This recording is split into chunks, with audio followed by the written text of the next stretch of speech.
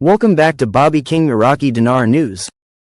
I'm your host, Bobby King, bringing you the latest developments straight from Iraq, and today's update is absolutely critical.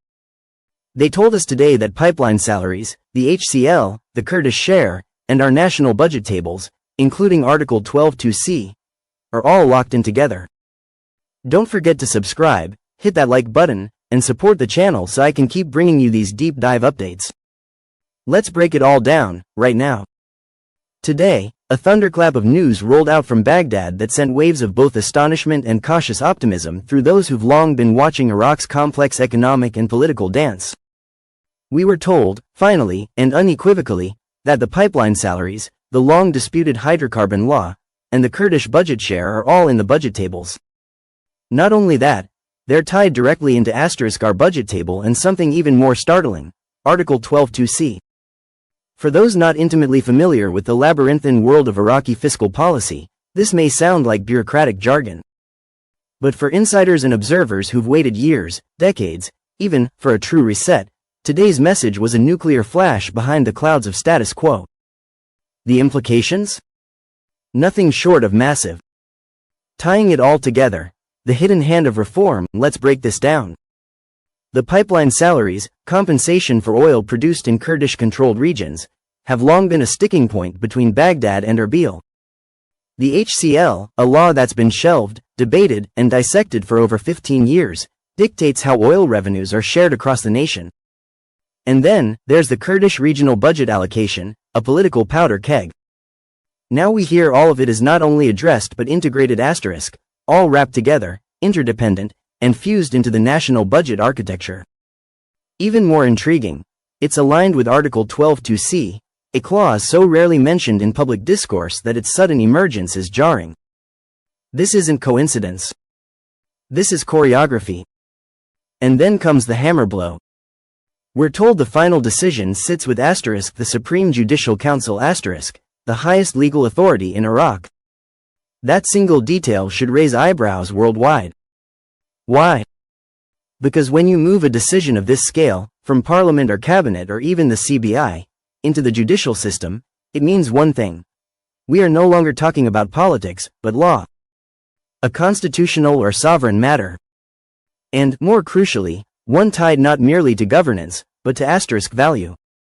A rate hidden in plain sight? Now, let's talk about what's on everyone's mind, the rate. For years, the exchange rate of the Iraqi dinar has been artificially suppressed, manipulated by external forces and used as a political tool. Iran's influence in Iraq's economy is no secret. Proxies and pressure have long shaped policy. But those who've paid close attention know one thing to be true. The rate was protected in the Gazette. The Gazette is Iraq's official government record, where laws are codified and decrees are sealed. It's not flashy. It's not publicized. But it's where the truth goes to live quietly, away from the noise. And for a long time, it appears the real exchange rate, or something close to it, was shielded there, protected from meddling hands. From those who might use it for gain. From Iran especially.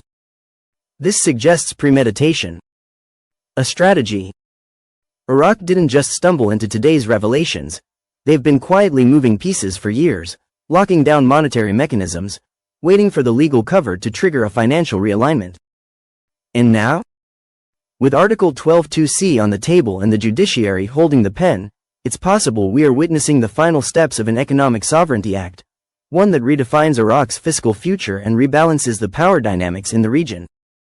Shock and hope in the same breath. So why does this matter? Because for the first time in a long time, Iraq might actually be in control of its destiny. This isn't about getting rich overnight. It's about seeing a war-torn nation, bled dry by corruption and foreign manipulation, finally rise to reclaim its resources, laws, and people's dignity. It's about Kurdish families getting paid for the oil pumped from beneath their land. It's about southern provinces receiving their fair share of the pie. It's about international investors, long skeptical, now leaning in as the ground shifts. And yes, it's about a rate. A real rate. Not the suppressed, political one, but one that reflects actual value, resources, and intention. What happens next? The Supreme Judicial Council doesn't move quickly. They will deliberate. They will parse the legal threads. But the fact that this is in their court at all means one critical thing: a decision is coming. And not just any decision, but one that could rewrite Iraq's economic equation. The unification of these budget elements, the alignment of Kurdish and federal interests, the invocation of Article 12(2)(c), and the judiciary's involvement, these are not isolated moves. They form a picture, and it's a picture painted with clarity. Iraq is preparing for something monumental.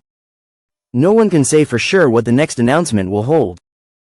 But today's news, shocking, yes asterisk, also carries something rare in this region. Hope that justice can prevail over backroom deals. Hope that reform is not just a slogan, but a policy. Hope that Iraq is finally ready to rise, not divided, not dependent, but united, legal, and economically free. In my opinion, this is not just budgetary housekeeping. This is history in motion. In the end, I want to ask all my friends watching to stay positive and patient, because patience truly is the key to success. Please subscribe to my channel and show your support. Wishing you all a wonderful day.